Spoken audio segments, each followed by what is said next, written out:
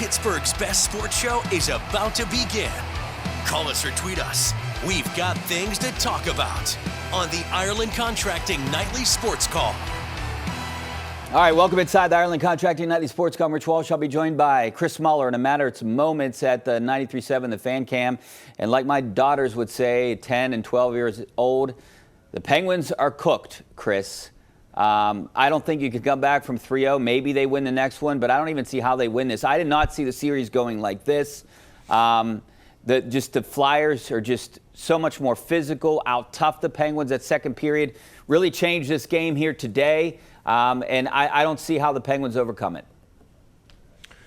I think Philly, I massively misevaluated this series. I really thought the Penguins would win in 6. I thought they could win in 5. I thought they were just better up and down the lineup and that Philly wasn't going to be able to impose their will to this degree. Martone has been huge in changing kind of the dynamic for Philly, giving them young explosiveness in their top 6. Forster too. And the thing that's been alarming is how disjointed, how out of sorts, how completely indecisive with the puck the Penguins have looked, how slow they've looked. They've been exposed, I think, as just an aging team. What they were this year, Rich, you'll remember, is that old core, right? And Erik Karlsson with a new coach. We got a lot out of him this year as observers. And then it was a bunch of one-year deal guys who they were probably, if things had gone according to most people's expectations, they were going to flip these guys around the deadline and hope they could get some more picks or prospects or whatever. And they played so cohesively through the season that we all started to believe, I think, that what we were seeing was real. And in this series, they've been exposed as basically a team cobbled together, meant to be dismantled halfway through the season. Now, the only thing is the dismantling is happening in the playoffs, and it's happening at the hands of their most hated rival. Did you put maybe more of the blame on being outcoached in this one? Rick Tocchet on the other side knows this team, knows how to get under their skin, and they did that exactly. Even though the Penguins won the regular season series, they haven't even really come close. I mean, maybe game 1 a little bit, they were in it. But, the Flyers just kind of turn it around. I mean, Vladar has been great. Sean Couturier is getting out of their skin like he always does. It just seems like he's the nemesis, that fourth line. When you would have looked at the fourth lines of these two teams, you would have thought maybe the Pens had the better one, but not after watching the first 3 games. No, the Flyers' fourth line Penguins' fourth line has been their best line, which says more about how bad the other lines have been. But the Flyers have, I heard it today. I was watching the TNT broadcast, and I just thought it was well said. The Flyers have just come over the boards like a 5-man unit playing in harmony and in unison every time. There's never been any kind of real let-up in that, and they look like a team that just knows what they're supposed to do every time they hop over the boards, that knows what they're trying to do, and then knows how to go about getting that accomplished. I don't know, how many times, Rich, have you seen in this series the Penguins have a puck just hop off their stick, or the Penguins look unbelievably slow to a loose puck, or the Penguins not really know what they're doing or where they're trying to go with the puck if they have it on the power play? You saw the power play. The Penguins even scored on it. But the Flyers are challenging everything, forcing them to make decisions. And then when Mantha just makes one of the worst plays I've seen in a long time for a delay of game on the ensuing Flyers power play, the Penguins are basically motionless in front of their net in like a 4-man box or diamond, and they're basically just packing it in. And that passivity, I think, compared with the Flyers and how aggressive they've been, tells the tale of this series. By the way, Anthony Mantha, you want to talk about a disappearing act. The guy should have a second career as a magician. He has this career year for the Penguins. He's their goals leader, and he has been unbelievably bad in these playoffs. You got Sidney Crosby missing a wide-open net. I would say the Flyers should probably make sure they get this over with in 4, just so Penguins fans don't have to watch a 5th game. Will there be a 5th game? I don't think so, actually. I think this is done in 4. I really do. I think the Penguins are done. I think they are very much toast. I do not see a way, after they held the lead after one period and then lost their minds basically for the last 40 minutes of this game and kind of got sucked into what Philly wanted to do. I don't anticipate there being a world where the Penguins win a game and force 5. I just don't see it, Rich. All right, my final question for this segment, that just scan that QR code in the right-hand corner of your screen, our Penn West University question of the night. Was the Penguins' season a failure? Not many teams come back from a 3-0 deficit. I don't see how the Penguins do. They've been out-physicaled, outplayed this entire series. It hasn't even been close, in my opinion. I don't consider the season a failure, but now there's a lot of questions. I mean, I think that you're going to consider it just a massive, bitter disappointment. I do think the degree to which they have been dominated in this series wipes away a lot of the goodwill that they built up during the regular season. It raises questions to some extent, I would say, about Dan Muse. I mean, was the moment too big for him? But I guess the one clarifying thing that it does do, Rich, if anybody was harboring any sort of delusions, and I understand why you'd feel them, I kind of felt the same thing, like, oh man, maybe this isn't just the last ride. Maybe they can retool this thing on the fly. Ooh, you've got to give Malkin a second year if he really wants one. All of that stuff goes by the wayside now. I mean, they have been fully exposed in this series, and that, if anything, should just be clarifying to Kyle Dubas that he needs to continue with the tear-down mission kind of without any hesitation. All right, we'll get to more on the Penguins. We've got a jam-packed phone line coming up here, 412-575-2600. One line open right now. Give us a call. Coming back in about 2 minutes.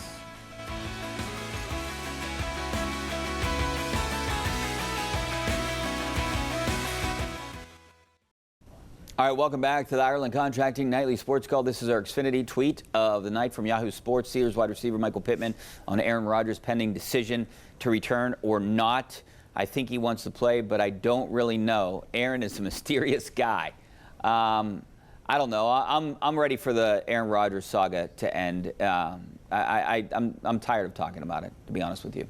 I'm ready for it to end with him not being the Steelers quarterback. Ooh, he's a mysterious guy. Who cares? He's not a very good quarterback anymore. He's an all-time great when you look at his career in balance. He was, maybe the 20th best quarterback in the league, maybe the 13th best when he was really cooking, which was rare, and one of the 5 or so worst when he was not. I'm very done with this. I think the Steelers have been made to look silly on this. I think Art Rooney has been made to look weak. They have continually pushed back like these ultimatums for, we think he's going to tell us by this date, or we think he's going to tell us by this date. And every time one of those dates passes without any news on the Aaron Rodgers front, we're having good conversation. Fine.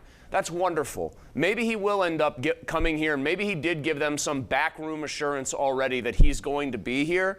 But the fact that this continues to play out, and the fact that they have to sit there and twiddle their thumbs and make these sort of excuses for him makes them look ridiculous. And again, it's all in service of a player who is nowhere near his peak as an NFL quarterback, and therefore should not be given this sort of dispensation by any team, let alone this one. I do think that's what happens. They're working as if he's coming back. So I believe he'll be back. If you put a gun to my head and asked me for an answer, I would say yes, he's coming back. But I don't know if Steelers fans want that. Do you want him back? No, I don't. Do you want him back? I want them to move on because I feel like they can go 10-7 with the quarterback room that they have. They'll draft someone else. I think they got a good enough team. I don't think that Aaron Rodgers gets them over the hump to an AFC Championship game or a Super Bowl. I don't think that happens. He's 40, going on 3? So whatever. I don't think a 42-year-old quarterback will get you there. And we saw his flaws last year. So I don't think they can win a playoff game with him, Rich. I mean, we saw them get humiliated in the fourth quarter of a playoff game that was only close because the other team's quarterback was just as inept as Rodgers was, if not more so in some ways. And then that team finally blew the doors open and ended it should have been the last pass of Aaron Rodgers' career. We don't all get to pick our ending. It should have been a pick 6, and he says, well, I won the division, didn't end the way I wanted in the playoffs, but I'm going to ride off into the sunset. But this guy just can't help himself, and they can't help themselves, the Steelers can't, as a team, to just continue to cater to whatever his wishes are, to sit there and wait for him. I actually don't even blame the player that much here. If the team is going to allow you to do this and to lead them on this song and dance, then you can do it for as long as they let you get away with it. It's a Steelers problem more than it's an Aaron Rodgers problem. All right, let's hit the phone lines. Dave out in Export. How you doing, Dave? Hey, guys. How you doing tonight? Good. Thanks for calling. Hey. A couple quick things here. Let's see. The Penguins, very disappointing. Do you think the delay, them not playing them last 3 games I know there's other issues involved. Did you think them not playing hurt them? Go ahead. And I keep hearing people say that the Penguins are a better team on paper. Well, apparently, guys, that doesn't matter. You got to be the better team on the ice, and they're not. I agree with you, Chris. They're done. They're going to get swept. You guys have a nice evening. All right, thanks a lot, Dave. Yeah, obviously they're not the better team on paper. Maybe because they got names like Crosby, Malkin, and Letang, well, they have more and scoring depth. No, yeah. I mean, this was the highest scoring team of the Crosby era. They were scoring 3.5 goals a game. They had, 10 or 11 players with 15 or more. I think only 2 other Penguins teams in their history had that. So they had a wealth of scoring depth against a team that really had to get red hot to make the playoffs at the end of the season. I think there was reason to believe that one team was clearly better than the other. It's one of those rare times where the script completely flipped once we actually got to the postseason, and one team looks fresher, younger, more hungry, faster, everything, stronger. And I think Martone has especially just jump-started Philly. They've played their game. They didn't panic when they were down 1-0 after 20 minutes in this game, and they reaped the benefits. As far as the whole playing the Penguins, Penguins giving guys rests and trying to get their battery recharged for the playoffs, did that hurt them? I would say no.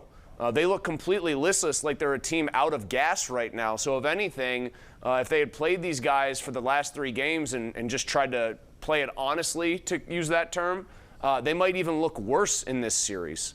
All right, they're 21-28. 21 of 28 in their last 28 games, winning 21 of those games. Let's go out to JB and Shadyside. How you doing, JB? Hey, how you guys? Thanks for calling.